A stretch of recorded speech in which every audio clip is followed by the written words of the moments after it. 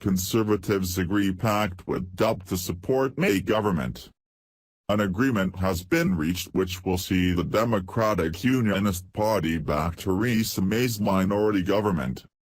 The deal, which comes 2 weeks after the election resulted in a hung parliament, will see the 10 DUP MPs back the Tories in key Commons votes. There will be £1 billion extra for Northern Ireland over the next 2 years. DUP leader Arlene Foster said the wide-ranging pact was good for Northern Ireland and the UK, but one critic said it was a straight bung. Labour leader Jeremy Corbyn said the deal was clearly not in the national interest, and Sinn Féin's Gerry said it enabled a Tory Brexit which threatens the Good Friday Agreement. It has prompted calls for matching public investment in Wales and Scotland. A 3-page document outlining the terms of the agreement has been published in full.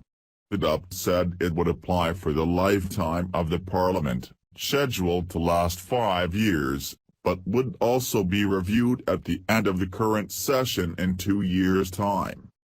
There will be £1.5 billion in funding, consisting of £1 billion of new money and £500 million of previously announced funds, to be spent over the next 2 years on infrastructure, health and education in Northern Ireland. Money Mrs. Foster said was needed to address the challenges from Northern Ireland's unique history.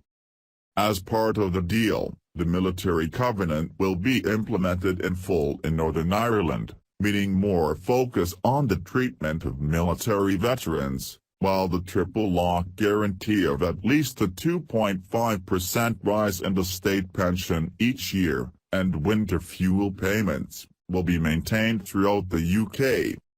Other key points of the agreement include: the DUP will support the Tories on all Brexit and security legislation. The UK's 2% NATO defence spending target will continue to be met. Cash support for farmers will remain at current levels until the next election. Both parties to adhere to commitments in Good Friday Agreement. No Irish border poll without consent of the people. Mrs. May shook hands with DUP leader Arlene Foster as she and other senior party figures arrived at Downing Street on Monday to finalise the pact. The two leaders then watched as Conservative Chief Whip Gavin Williamson and his DUP counterpart Jeffrey Donaldson signed the documents in No 10. Speaking outside Downing Street, Mrs. Foster said the agreement would bring stability to the UK government as it embarked on the Brexit process. This agreement will operate to deliver a stable government in the United Kingdom's national interest at this vital time, she said. The price of keeping power. Analysis by BBC political editor Laura Quensberg.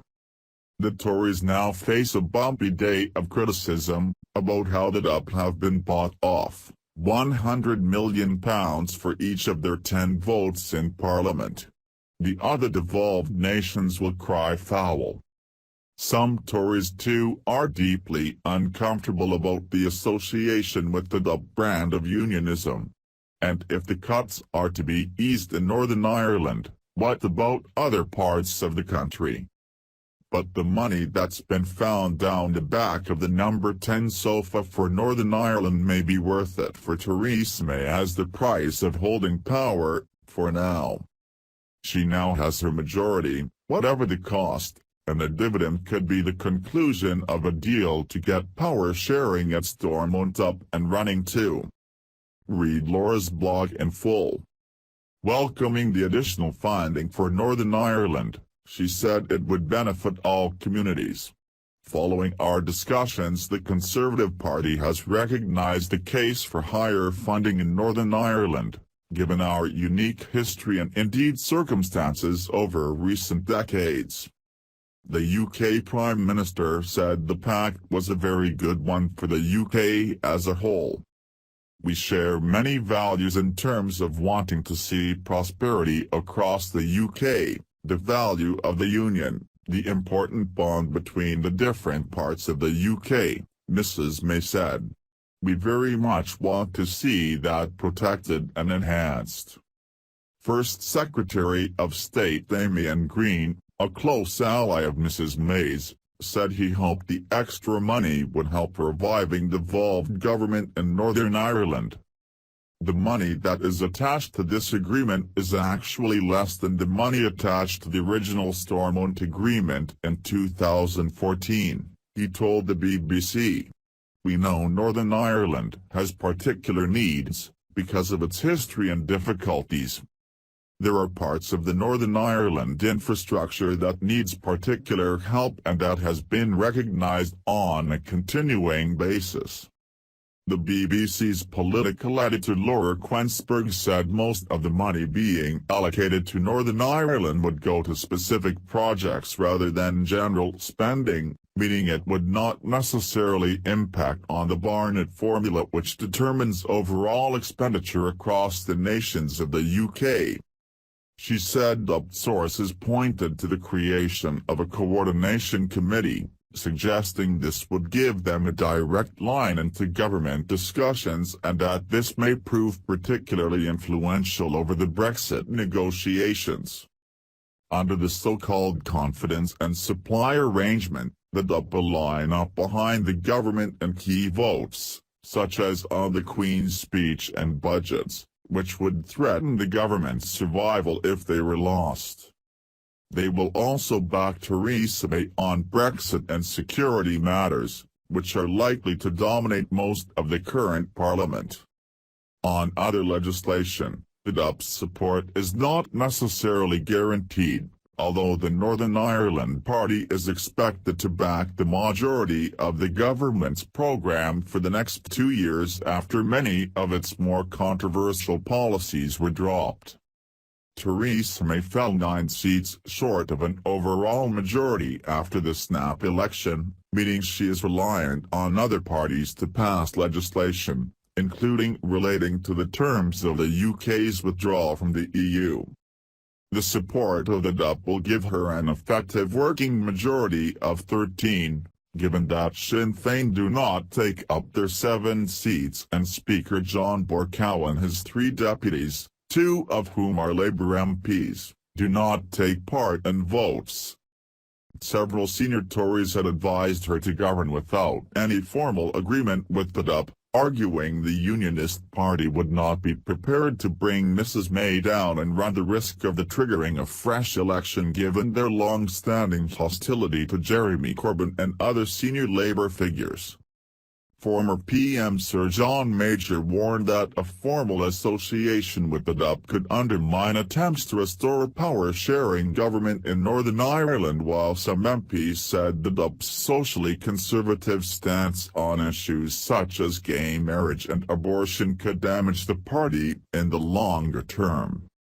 Welsh First Minister Carwyn Jones suggested Mrs May was throwing money at Northern Ireland while ignoring the rest of the UK. Today's deal represents a straight bung to keep a weak Prime Minister and a faltering government in office, the Labour politician said. Devil in the detail. Mr Corbyn said public service cuts should be stopped right across the UK, not just in Northern Ireland. He demanded to know where the extra money for Northern Ireland was coming from, and whether other parts of the UK would get a similar cash injection. This Tory DUP deal is clearly not in the national interest but in May's party's interest to help her cling to power, he added. Mr Adams, the president of Sinn Fein, said, the Tory government has slashed more than £1 billion from the block grant over the last 7 years. The allocation of additional funds could help to ease the enormous pressure on our public services. The devil is in the detail. On the plan to implement the military covenant in Northern Ireland, Mr Adams added, Sinn Féin will resolutely oppose any attempt to give preferential treatment to British forces, either in terms of legacy or the provision of public services. Thank you for listening. for listening.